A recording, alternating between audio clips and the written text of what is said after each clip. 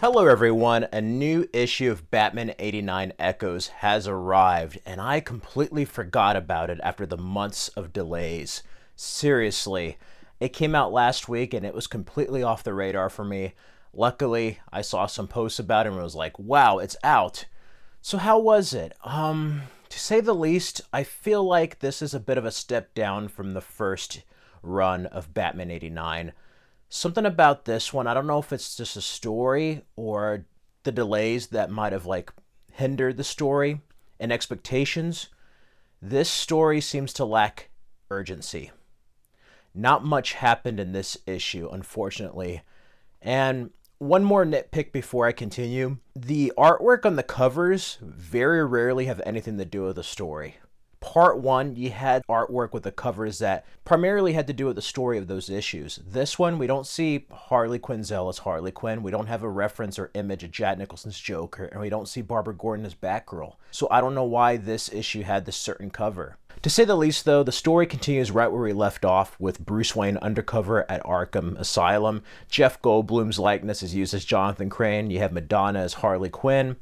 We even get an appearance from Martin Short in this. Yeah, I always imagined him as Mad Hatter. I don't know if it's because of the Merlin TV show in the 90s or what. In Arkham, we get some references to Tim Burton and Danny DeVito. That portion of the story reminded me very much of the Telltale series. And we cut to Alfred at the groceries when we find out 2 police officers assigned by Gordon are following him.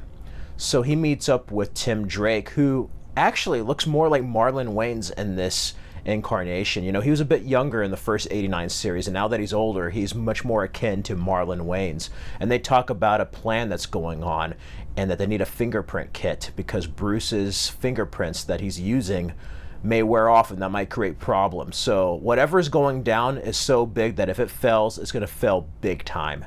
And that's very interesting. There's a lot of setup here. As a matter of fact, that's one thing I have to say about this issue is that it's more setup. Now, when we cut to Arkham Asylum, we see Bruce undercover going through therapy, and they're using a photo test similar to Hugo Strange's test. And that reminded me a bit of The Strange Secret of Bruce Wayne from the animated series. I love that part because not only do you get a test there and some images to Scarecrow and Batman, but Jonathan Crane figures out that this man who Bruce is playing isn't who he claims to be. He's like, whoever you are, you're not who you say you are. We get a reference to yet another villain with Mr. Enigma, Edward Nygma, the Riddler. I don't know what they're going to do there. We cut to Harley Quinn, and she's at her TV station dealing with her boss and ratings, and she wants to interview the new inmate that Bruce Wayne is undercover as. So we get some conversation between her and Jonathan Crane, and then yet another villain tease for this third villain. And that's where it ends. It's very anticlimactic for a second issue. Now, it's some good setup. It does allow some room to breathe, I must say, but it seems to lack the urgency that Batman 89 had, the first series. If it's only going to have 5 issues, they really need to get the ball rolling. I think this next one's going to make or break the story. And listen, this might be okay being a bit of a slow burn. 3, 4, and 5 might be really action-packed, and this is just a setup. Who knows? But right now, if issue 3 is the same kind of stuff as the first 2, I'm going to be checked out. And that just has to do with the story. I just don't feel like everything's as tight or well thought out like the first series. The first series had an arc, it had a certain flow to it that felt like they had a plan, and it felt closely tied to the 89 film. This one, Gotham, the characters, it doesn't feel like the 89 world or Batman Returns world. It doesn't. And it doesn't even feel like a natural progression of the comic. I just feel like this is completely different, or was done in such a rushed manner compared to the first part of Batman 89. That one at least had Billy D. Williams as Two-Face and Michelle Pfeiffer's Catwoman return, with the introduction of Tim Drake's Robin. Maybe it's just my expectations after the months of delays. I think the delays are hurting this series. It's a detriment to the story, to say the least.